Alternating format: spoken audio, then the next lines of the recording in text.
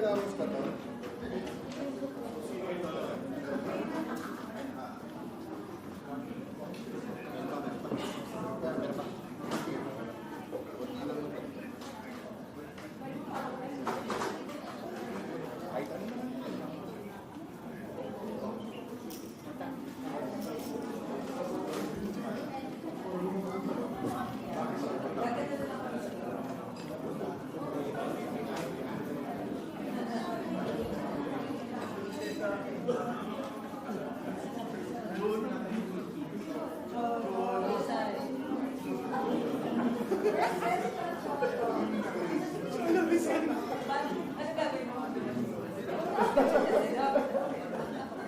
Alin, Cholo resign?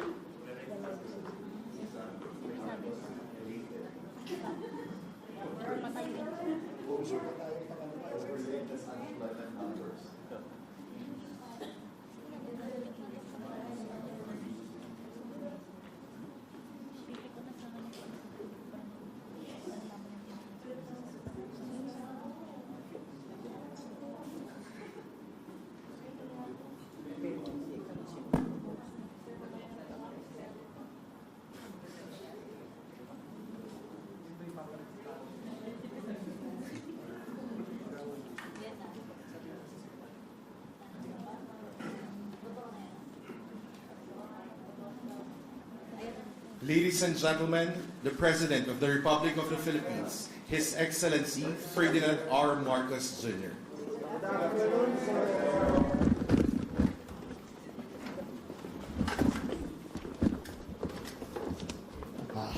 Good afternoon. Well, the reason I called this press conference is that, first of all, I remember that over the Christmas holidays, I promised you that I will be more accessible to the press. And I am now fulfilling that promise. And because, to tell you the truth, I've been a little bit dissatisfied with the ambush interview. Kasi some of the things that we talk about are not simple na isang soundbite lang kuha na. Hindi pwede yun. So, so I thought that we should have a proper press conference where you can ask your questions, take your time asking the question, hindi tayo nagmamadali. And to continue that, I think I've asked Cesar to arrange that we do this at least once a month, unless there's something very, very important, like there is today. Now, I know I've been watching, of course, I've been watching the coverage on the impeachment proceedings in the different, both from the traditional media and social media. And maliwanag naman na marami kayong itatanong. Kaya sabi ko, hindi naman yung mga sagot ko hindi makukuha sa isang sentence lang. Kaya kailangan siguro gawin na natin to. And so anyway, so let's start a subject on the impeachment of Vice President Sara by the House of Representatives. Now, I think it is useful, siguro para maunawaan talaga natin ang mga pangyayari, at bilang siguro parang paliwanag na rin doon sa mga tanong na nakikita ko sa mga commentator. Number one, maalala ninyo, nagsimula lahat ito nung I made the pronouncement, sinabi ko na ayaw ko yung sana wag na tayo mag-impeachment dahil madaming ibang trabaho at actually it's also not practical. Nung panahon na yon, nung una kong sinabi yun, wala pang nagpa-file ng impeachment. Kaya sana, I was hoping na makumbinsi ko lahat ng kung sino man, wag na muna natin gawin ito.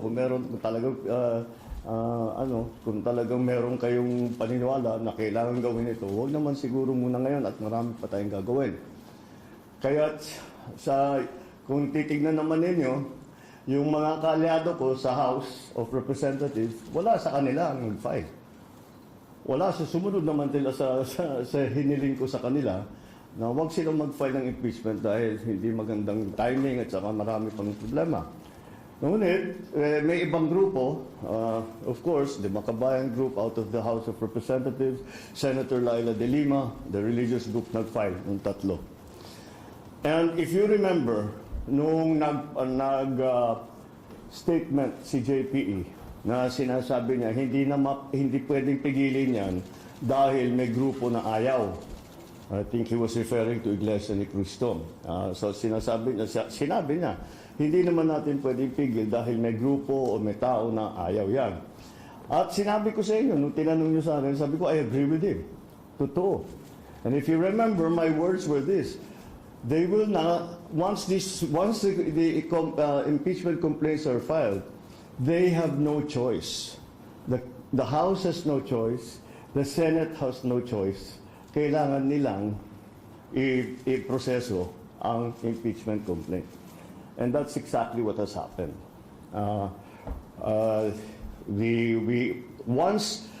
Once the impeachment complaints were filed, the House and the Senate, they have no choice. Nakatali ng kamay nila. They have to do this. And they have to do it in recognition of, the complaints that have been filed. So, yun ang nangyari ngayon. And that's why we have come to this point where the House has transmitted already the impeachment complaint to the Senate. We have heard some of the statements made by the Senate President as to how he is planning to handle it. So we will have to see because it is many, as you've heard before, and that we heard many times during the Corona trial, these impeachment trials are sui generis. And therefore, we have to be very clear how the rules are and how it will be conducted. Yun ang inaalala ko because I was also in the House and I was in the Senate during the Corona trial. Kaya I have some understanding do sa mga procedure. But anyway, that's the way I see it. That's the way that happened. And now I'll open the floor to any questions of yours. Thank you, Mr. President. First question, Ivan Marina, GMA 7. Good afternoon, Mr. President. Good afternoon. While it is true na constitutional duty ng House na to act on the impeachment complaint, meron ho silang choice kung i-endorse sila o hindi. Diretsuhin ko na po yung tanong, did you have a hand in this impeachment? No, the executive cannot have a hand in the impeachment. Walang role ang executive sa impeachment. Of course, did we discuss it with the Speaker? Did we discuss it with the other congressmen? Of course. And then tinatanong, anong plano ninyo? Ano ba talagang gusto ninyong gawin? And that's it. Well, nandito na ito. Hindi na namin maiwasan. But the conventional thinking, Mr. President, is that nothing comes to pass in the House without the President or without Malacanang's blessing. Well, you give me too much credit. But again, what the House has done is clearly the mandate that they have been, the constitutional mandate that they have to proceed with the impeachment complaints. So that's why I think they're just following the procedure. Ang punot dulo nito na-transmit nila ang impeachment complaints sa upper house. One last point from my end, Mr. President. Kapansin-pansin na unang pumirma sa endorsement ng anak ninyo. Did he seek your advice on this, and what did you tell him? Of course, he did. And I said, it was very simple, but I told him. And he said, you know, mukhang pipirmahan na. Well, what's your opinion on what I should do? And I told him, I said, the process is begun. It has, parang batas yan eh. When you're in the legislature, when you file a bill, okay, House Bill number 1, 2, 3, etc., etc. Pag file mo niyan, that bill takes a life of its own. Kahit anong gawin ng congressman na nag-file o senador na nag-file, kahit ayaw niya yung mga changes na magagawin doon sa kanyang bill, wala na siyang magagawa. Because the bill is going through the process as it should. And part of that process will be amendments, additions, all that. The impeachment complaint is exactly the same. Once it has been filed, there is a procedure that needs to be followed already. So sabi ko, andyan na tayo, sabi ko kay Kong Sandro, sabi ko sa kanya, the process has already begun. So, it's your duty now to support that process. So do your duty. That's what I told you. Do your duty. You have to support the process. You are constitutionally mandated to carry out that process. And you are a congressman, so do your duty. That's what I told him. I didn't know you'd be the first to sign. Maricel Halili, News 5. Sir, magandang hapon po. Sir, you were very vocal before na ayaw niyo po ng impeachment because it's not the right time. But now na it's there already, paano niyo po ito nakikita na makakaapekto, especially dun sa mga ongoing priorities? Well, it depends on how the Senate chooses to handle it. Hindi pa maliwanag kung ano yung plano ni Senate President at saka yung ating mga senador. Kung paano nila gagawin, if they will immediately convene, if they will still study the rules, if they are going to wait until the next session. So we'll have to wait until they decide on how it's going to be. Pero just to be categorical about it, sir, don't you see this as a defiance in a way, considering na naging vocal na po kayo before that this is not the right time, and yet nag-proceed pa rin yung impeachment case? No. I'm sure that the parties that filed the impeachment cases felt strongly about it, and despite my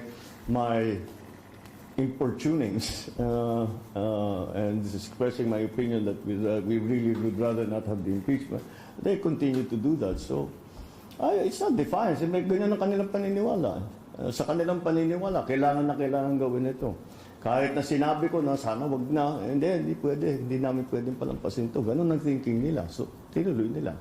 And I don't view that as a defiance. I view that as they're expressing what they feel to be right. Thank you, sir. Thank you. Janelle Maribohok, UNTV. Sir, other issue. Sir, ano po yung nasa likod ng biglaang pagpapalit ng liderato po ng PhilHealth at ano po ang inyong direktiba sa bagong PhilHealth President, sir? Actually, kung titignan ninyo ang qualifications ni Dr. Mercado, he is very, very well versed in both hospital administration, insurance, and his whole life has been devoted to healthcare. And so, it was after nung nag-oath taking kami, matagal kami nag-usap. Sabi ko, baliktad, hindi ko siya ina-advise, he's the expert. So tinanong ko siya, ano sa palagay mo ang kailangan natin gawin? And we went, pareho kami, immediately napunta yung usapan sa digitalization. Kasi maganda naman ang serbisyo ng PhilHealth, ngunit yung pag-process ng ng claim, pag-apply, etc., hindi kinakamay pa rin. Kaya't napakabagal. And that's why that became a priority. But of course, beyond that, he has many other ideas on how to make the services of PhilHealth more inclusive, expanded, and again to give better coverage for different conditions for those who have. Those who will avail of the PhilHealth services and of their financial support. Sir, nagre-resign po ba si... Sinabi niya sa akin, sige, that's as far as I can tell you. Sabi, I'll go first, I'll go to say in a week's time, sabi niya sa akin, in a week's time, may bigyan kita ng report, much more detailed kung ano sa palagay ko yung nakikita ko sa PhilHealth na pwedeng palitan, pwedeng palakihin, etc., etc. Sir, may we know, nag-resign po ba si Rel Ledesma? Well, yes, he left his position already. Sabi niya that nahirapan na rin yata sa with all of the... Hindi siya sanay sa politika. Mandy Ledesma very much comes from the private sector. So I think he found the transition to be jarring, shall we say. Thanks, sir. John A.U., People's Journal. Good afternoon, sir. Sir, just would like to get your thoughts on Representative Marcoleta's statement that there is no such thing as the West Philippine Sea. Okay. So expressing his opinion. When I see him, nanukuhin ko siya. He's a candidate, so he has to grab headlines, di ba? So tama yung ginawa na for a candidate. Ngayon, ever talking about him na. magaling talaga siya sa ganyan. Sir, yung Chinese monster ship nasa West Philippine Sea for more than a month now, how are you going to respond to this? Will you change your approach? Kasi parang hindi naman umaalis doon sa area.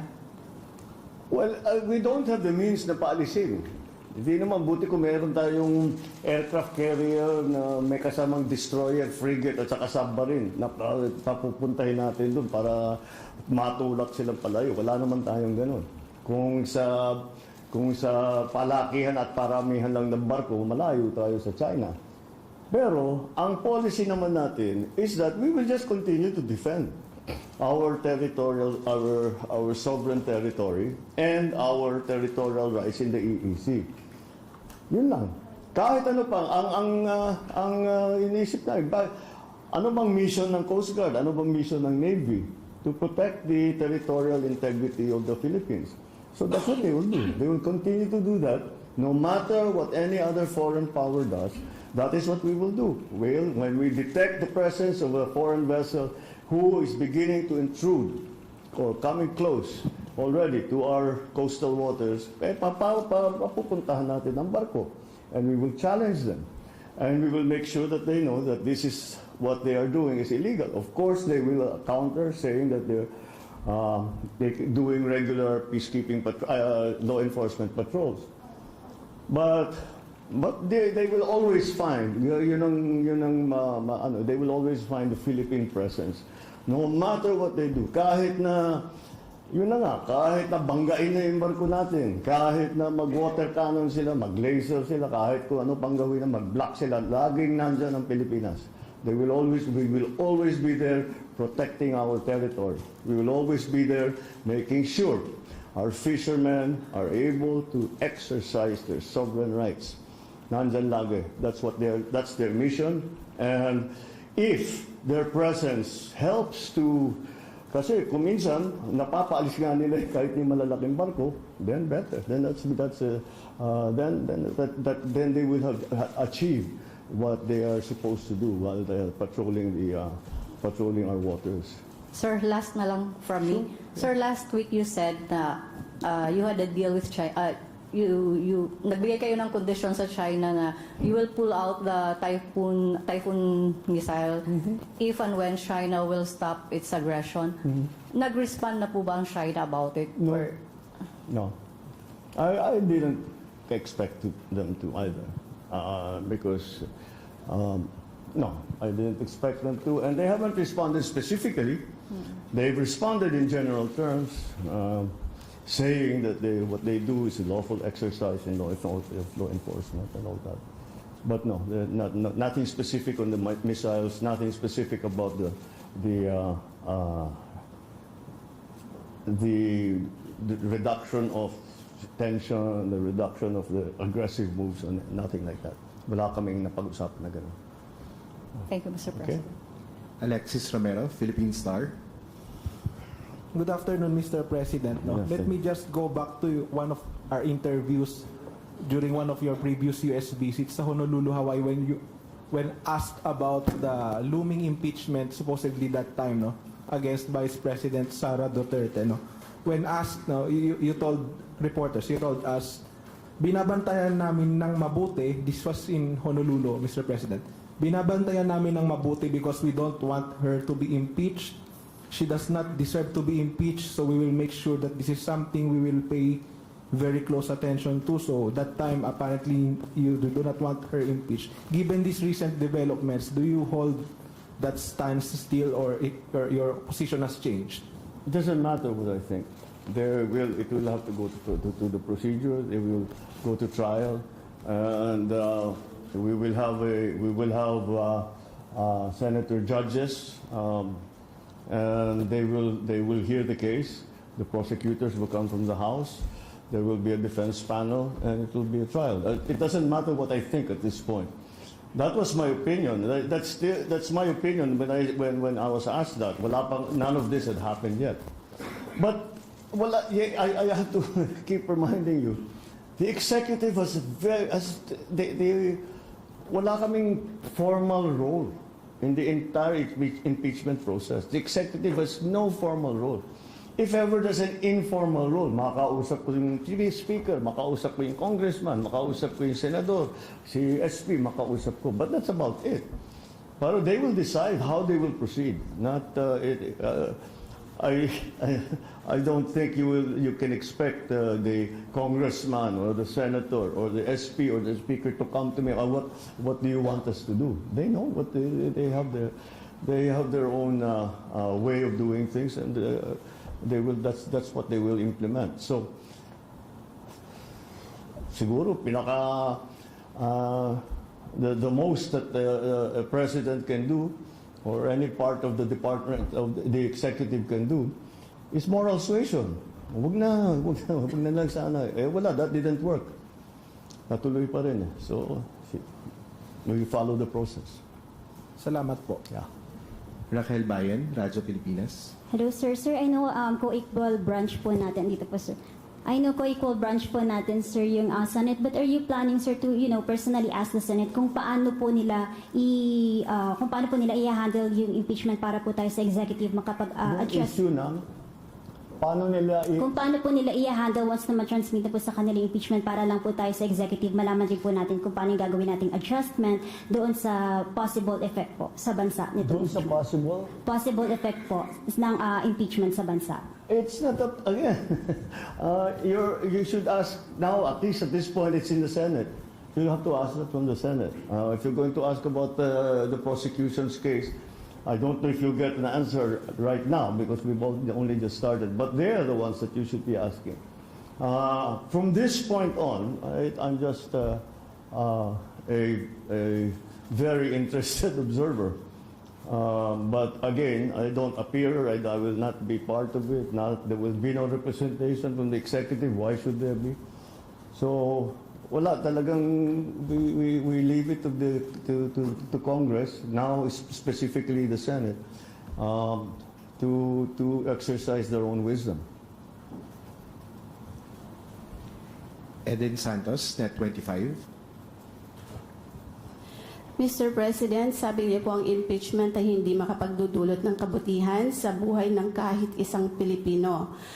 Nung nag-ask po ng advice sa inyo si Congressman Sandro Marcos, as a father and as a father of this nation, hindi niyo po ba naisip, na-advisean siya, nagawin kanyang duty para sa kapakanan at interest ng mas nakararaming mga Pilipino, at yung kung ano po yung standing nyo na sana ay wag matuloy yung impeachment? The House is a collegial body. They decide as one. And that was what the House decided. He is a member of the House of Representatives. So, as a member of the House of Representatives, he has to do his duty. Whatever his opinions might be, he must do his duty. Even if he's hesitant, and all this applies to not only my son, it applies to all the congressmen.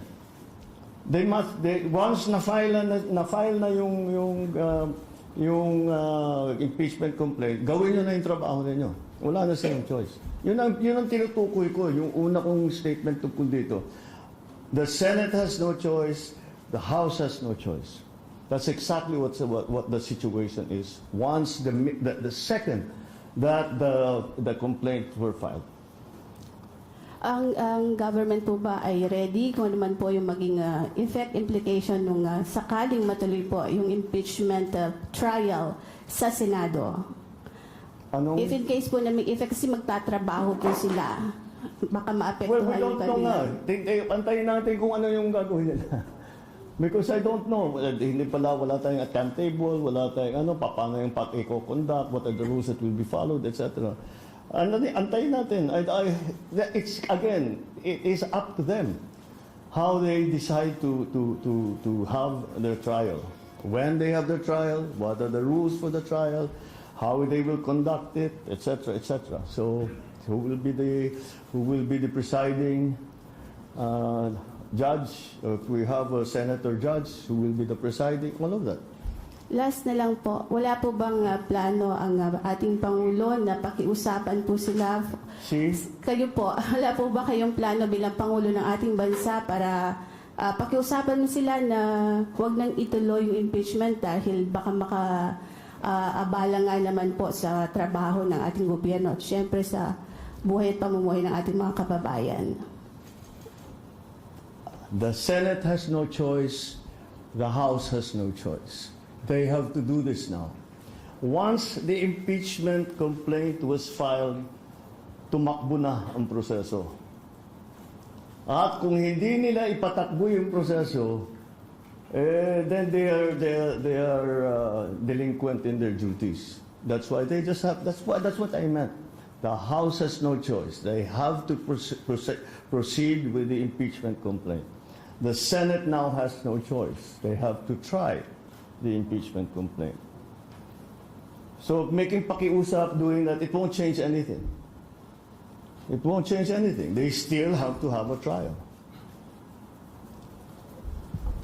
Chone Yu, in People's Journal. Sir, natapos na yung session kahapon ng Congress. Magpapatawag po ba kayo ng special session para so that the Senate can proceed with the If the impeachment trial? senators ask for it, yes.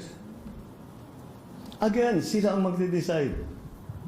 Hindi kami ang nagde-decide dito. If the Senate President calls me up on the telephone, the senators, kinausap ko yung mga senator kung pwede ba mag-special session, sure, gagawin ko. Pero kung wala silang request na ganun, ibig sabihin, may iba pa silang ginagawa. They're not yet ready. Wala pang request ngayon, sir. How? Wala pang request as we Napakaaga speak. naman, they just got it yesterday. Thank you, sir. No. Ann Soberano, Bombo Radio. Sir, good afternoon. Just want to get your thoughts lang, sir. May kumakalat kasing mga issue din na may mga kapalit na ayuda po. Yung mga pumirma pong mga congressman sa impeachment ay binigyan po daw ng ayuda. Your thoughts on this? Baka sakali, sir, na diversionary tactics or they wanted to undermine yung credibility po ng House? They're undermining the process. By saying that all this, that, yeah, I've heard also the assertion that may ganon. I don't think so. Overwhelming ang boto ang pumirma. At yung sa, ano ba yung pumirma? 215. Ang pagkaintindi ko, that meron pang mga congressman na gusto sanang pumirma pero out of town. So hindi sila makapunta para pumirma. In fact, nagtatanong ang iba kung pwede e-signature. Mukhang hindi pwede kasi kailangan ka sa harap ng section at saka isusumpa at saka naka-notarize. So, but I don't think that kind of two-thirds of the Senate, 306 sila, they got 215. So just a little bit over two-thirds, hindi mo makukuha sa ganong klaseng sistema yan. I know. I've been in Congress. I don't think that way of operating would have worked.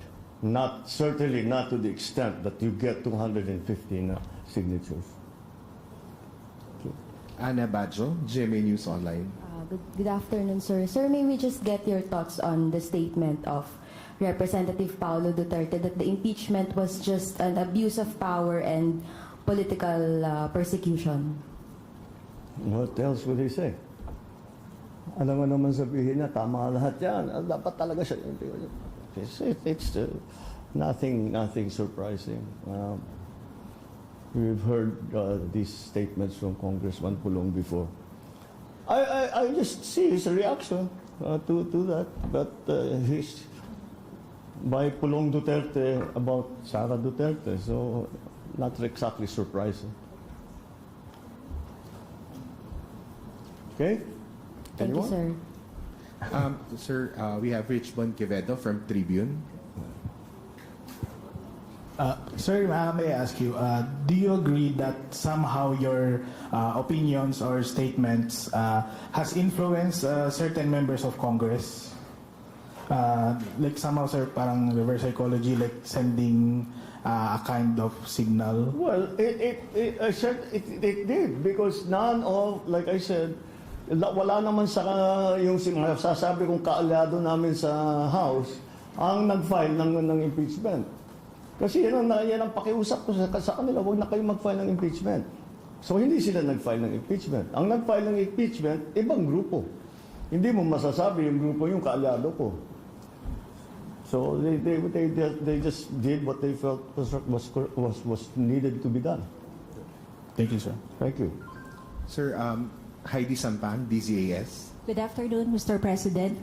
I know nag-i-start pa lang naman po ito, pero gaano po kaya tayo kahanda sa economic impact po ng impeachment trial at posible po kasi itong makaslow down sa ating pong momentum? I doubt it very much. If you, hindi naman siguro. Wala akong nakikita magiging effect na gano'n. Basta't patuloy yung ang ating pinaplano, ating mga strategy tungkol sa investment, tungkol sa mga bagong structural changes na lagi kong pinag-uusapan. But yun lang naman ang tinitignan ng investor rin nila. So I don't think it will have any effect. Okay, thank you, sir. Yeah. Julie Aurelio, Inquirer. Good afternoon, sir. If I may recall your statement last year, prior to the filing of the impeachment complaints, you said that you didn't want impeachment complaints to be filed because it would only distract legislators from doing their jobs. It will not serve or benefit any Filipino. Given that, what's your guidance to Congress so that they won't be? I do not give guidance to Congress. But how do you solve the problem of not distracting them from their job? Again, you give me far too much credit that I can tell congressmen to do this and to do that. I cannot. I do not give guidance to Congress. We are independent of each other. Of course, we talk to each other about all kinds of things. But hindi ko kaya sasabihin, gawin mo ito, gawin mo yan, gawin ito. Hindi ko kayang gawin yun. And I don't even attempt to do that. So let's be very clear there. Sure, when I'm talking to them, they ask my opinion. I give them my opinion. But it's up to them to take it or not. You cannot call it guidance.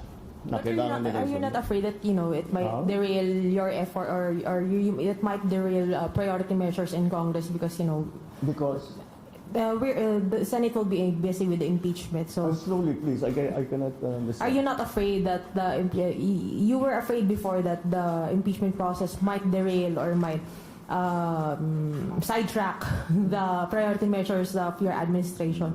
Given that this is already happening, are you not fearful or afraid that it might actually come to pass? Your fears from before.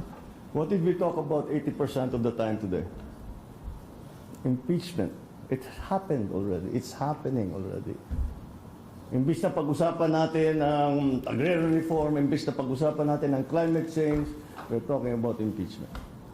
So what you're asking is I'm not afraid it's about to happen. It's happened. Look at today. Today, we're talking about impeachment the whole time. Last na lang, sir. When you gave those when you uttered those words that you're not in favor of impeaching the vice president, that happened when it was not yet filed. You made that clear, very very very clear. And yet you did say that it is Congress's constitutional duty to let the process go, to let the impeachment process proceed as constitutionally mandated. However, the outcome is actually contrary to what you actually want, which is not to impeach the vice president. No, where is the contrary? Where is it contrary to what I said? Because you don't. Your thoughts was you do not want the vice president to be impeached. That's what you said before. So that's given that. Do you feel that don't you have any ill feelings towards congressmen who led to the transmittal of the impeachment articles to the Senate? The congressmen with who I can just repeat it again. Lahat ng natatawag kong kaalyado ko sa House of Representatives, wala sa kanila ang non-file. But they signed it, sir. Huh? But they signed it. Because it's already there. Nandyan eh. Ano pang gagawin nila? And there was very clearly a large bloc in Congress, at least 215, who wanted to sign the impeachment. They did not file a case because I asked them not to.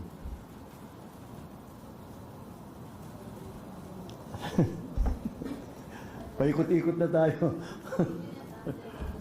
I'm sorry? Mr. President, did you not ask them not to sign the impeachment complaint? Since sabi niyo po na napakiusapan niyo sila. Nobody filed. None of the members of the parties that we are in alliance with filed an impeachment complaint. Yes po, sabi niyo napakiusapan niyo sila na wag mag-file kaya wala pong nag-file na kaalyado ninyo. Hindi niyo rin po ba sila napakiusapan na wag mag-sign dun sa itinransmit sa Senado para Wala sa na akong pakialam doon. Tapos na, it's already in the House. That's the House decision. Yung congressman ang magde-decide kung ano yung gagawin niya. Dahil pananagutan nga ng House of Representatives yan. You keep this constant implication that I am somehow giving instructions and making utos do this and do that and do that. That's not the case at all. That's not how it works. Not at all. Not at all. Thank you very much, Mr. President. All right? Okay na tayo. Sige. Thank you. Okay, see you next month.